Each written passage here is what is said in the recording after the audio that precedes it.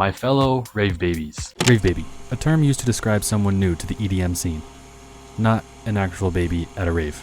Music is the soundtrack to your life. It guides you through your feelings and it takes you on a journey. In my world, I am heavily involved with EDM, electronic dance music, emotional dance music, existential dance music. It's basically all that I have ever really enjoyed. Something that I have done over the past couple of years is reflect where I've come from, how I've grown, and just done a lot of self-reflection in terms of who I am becoming as a person. I think it's cool to see how things change and develop over time. So I thought I would take a look at my music taste to see how it's developed just over the past 5-6 years, because I am a completely different person now as opposed to years past. So first of all, what is EDM?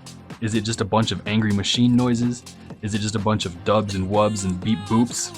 The answer is yes. EDM is essentially an umbrella term, and I would say the main characteristic of EDM is tension. There's a lot of tension in every song that you find within the EDM world. It's just one of its main characteristics. There are hundreds of subgenres in the world of EDM. So let's just go ahead and define a few. Big room is what most people are used to. It's just meant to make you jump, it has those defining electronic synth sounds, and it's just meant to be a party for everyone, right? So artists like Martin Garrix, Zedd, and Tiesto fall into this category. House music is just fun, groovy, bouncy. They're overall just great party vibes. But this is one of my favorite genres with artists like Chris Lake, John Summit, Cascade. There are even tons of subgenres within house, so it's just a great area to be in if you want to have fun, party. Everyone's just dropping dance floor bangers. It's so much fun. Dubstep and its subgenres are a bunch of angry machine noises. There are tons of cool things to be found in this. Bass is just really sick. Artists like Eliminate, Subtronics, Skrillex are in this category, and they're just, imagine heavy metal turned EDM. That's the best way to describe it in my opinion. Techno music is similar to house music, but it's a bit faster, has this defining massive kick, and it's typically the type of music you would find in an abandoned warehouse type of stuff. Artists like Deborah De Luca, Maddox, and Killscript live here. And of course, we have pop EDM. This place has absolute slappers for all of you white girls and soft boys.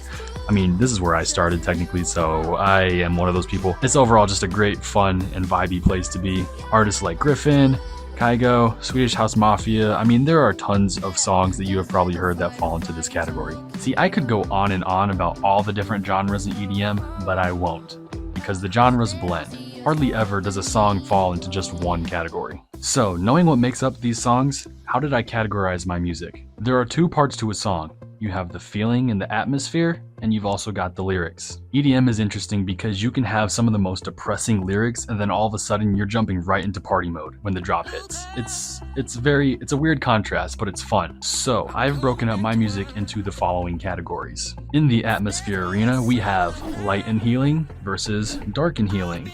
We have light and hopeless versus dark and hopeless. And we have light straight up party mode and dark straight up party mode. Now, if we head on over to the lyrical lounge, we have 4 different categories. We've got drugs, sex, money, and alcohol. We've got love. We have emotions and feelings. And of course, we've got straight up party mode. By the way, would you like to know how many songs I went and evaluated? No. 1,779. That's pretty nuts. So how do all 1,779 songs fit into these categories? Here are the results. When talking about atmosphere, for light and healing, we have 515. For dark and healing, we've got 117. For light and hopeless, we've got 299. For dark and hopeless, we have 174. For light straight up party mode, we've got 276 songs. And last but not least, for dark straight up party mode, we have 398 songs. Now on the lyrical side of things, let's see where all of the songs fell into those categories. For drugs, sex, money, and alcohol, we have 100 songs even. For the category of love, we have 774 songs. Turns out I still have a heart. Emotions and feelings came in hot with 586 different songs, and straight up party mode had 319 different songs. So what does all of this song data mean?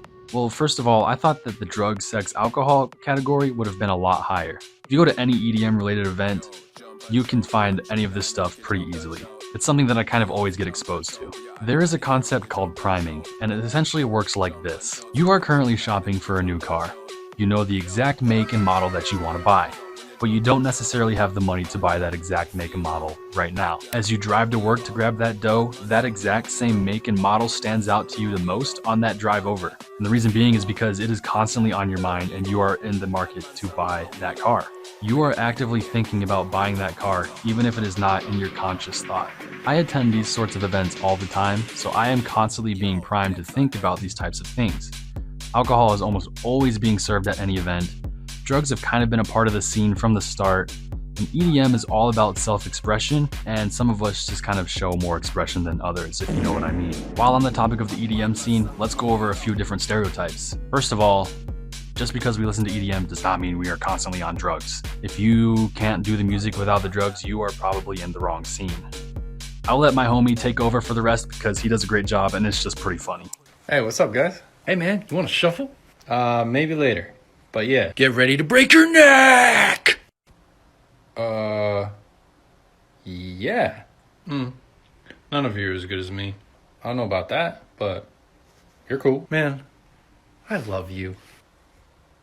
I love you too, Trance.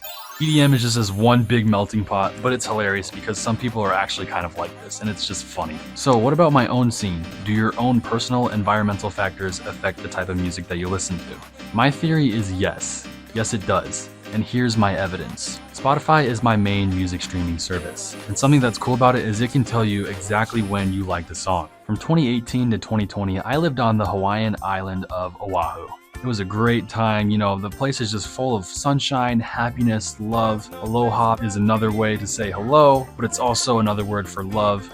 It's a lifestyle. So if you can catch the vibes of that place, you know, it's just a great, loving place to be. Nearly every song that I liked during this time period of my life had that sort of love aspect tied to it, whether it was through lyrics or that sort of like uplifting atmosphere that we had talked about earlier. 2020, COVID hit. You know, whatever, it sucked. Everyone was kind of going through the same thing, and so it still kind of brought people together, and we were all trying to get through a tough time. And so my music still had that sort of loving aspect to it. But in August of 2020, I moved to Provo, Utah, which is fine. At the beginning, you know, I was hopeful. It was exciting, you know, it's a new chapter for me. Different opportunities are to come my way, so I was optimistic about a lot of things. But Utah is very different from Hawaii. There is a culture in Utah that is pretty toxic, and if you want to argue with me on that, meet me in the Chick-fil-A parking lot. Many things revolve around religion in this state. Perfectionism is kind of at the core of a lot of problems. Dating culture is just kind of weird. People are vastly different in their views. The nature is pretty, but the people, there's not really a lot going for it in my opinion. And if you'd like to argue, meet me in the Chick-fil-A parking lot. I currently live here and have moved around a lot within the area, so I'm still affected by this environment. But in what way? My music started to shift from this light and love type of feeling to a more dark and hopeless vibe. My mental health was declining. I was just generally not enjoying anything a part of Utah. I could not connect with people. I still have a hard time connecting with people. It's just not a great place for me to be. This affected the music that I resonated with. I regulate a lot of my emotions through the type of music that I listen to. There is a theory called the theory of mood management, and it's pretty straightforward.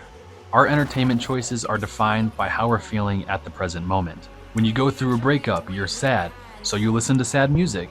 When you're about to go into that championship game, you're getting hyped up, so you're gonna listen to some hype music. When you're going to church, you're gonna listen to some aggressive dubstep. Wait a minute, that's not right, hold on. Oh, my bad. Soothing spiritual music. It makes sense, right? There's a time and place for everything, including music. If we were to visualize this change with my music, it would look a little something like this. So in 2023, today, where do I stand with music? Well, on the mental health side of things, I am doing significantly better. So you would think that I would start to go back to that love and like uplifting vibe, right? Not the case. It sort of goes back to that first point that I made about EDM. EDM's defining characteristic is tension, right? I'm still in Provo, Utah. It is not my favorite place to be. I don't really like the culture, right? I already touched upon all of that stuff, but essentially I am still here. So I am still feeling all of that tension from that culture, from the people, everything that I'm just not really enjoying. Yes, it's helped me grow as a person, but at the same time, it's a judgmental place. People are hard to deal with, but that's also just my perspective, so. There's one last environmental factor that I want to touch upon and how it affects music. EDM stands for electronic dance music. We touched on the electronic part with all the different types of sounds that go into different genres. We touched on the music part, how you resonate with certain feelings, how there's different types of feelings, the lyrics, but we haven't touched upon one more, and that's the dance portion. Dancing is fun, energizing, and healing. It's a way to just let loose and escape, try to enjoy life despite all of its hard difficulties and challenges. Every song that has ever been created has this thing called BPM, beats per minute. Slower songs tend to have a lower BPM, and they just give a more soothing, calming, and give this whole feeling of every little thing is gonna be alright. Faster songs tend to have a higher BPM. They're a little bit more energizing, overwhelming, and intense. But it still works because it's a feeling that people can resonate with. Now, just like there are social media trends or any type of trend in clothing, music has trends as well. There is this interesting theory that music and its BPM correlates with the state of the economy. When the economy is stable, people tend to be a little bit more relaxed. We're struggling, but it's more manageable. But when the economy starts to tank, people tend to get more stressed. There's a lot more uncertainty, tension rises, and people just want to start dancing through the pain. Even just over the last year, the economy has been taking a big dip into the ground, so the BPM rises. So to tie it all together, house music sits around 120 to 128 BPM, and it saw a big resurgence in popularity increase around 2019. Today, in 2023, techno is starting to see a big rise in popularity. Now techno ranges anywhere from 128 to 150 BPM. People want to move faster because we are more stressed than ever, and there's just a whole lot of uncertainty. We're feeling more hopeless every day, and so we just want to keep dancing through the pain and keep it going faster. That's why techno is currently my favorite genre. It distracts and occupies my brain from all of the stressful things that are happening in the world right now, and it just helps keep me going and helps regulate those emotions. So, music really is the soundtrack to your life. It is influenced by so many things that you might not even be aware of. I'm interested to see where my music taste will be in the next 5 years. I suspect I'm still going to be on this sort of path of darker, ominous vibes, stressful, hopeless vibes. And just based off my personality and who I am, who I've developed to be, this style of music is still fun, but this is where I feel the most welcome. I guess no one wanted to fight me, so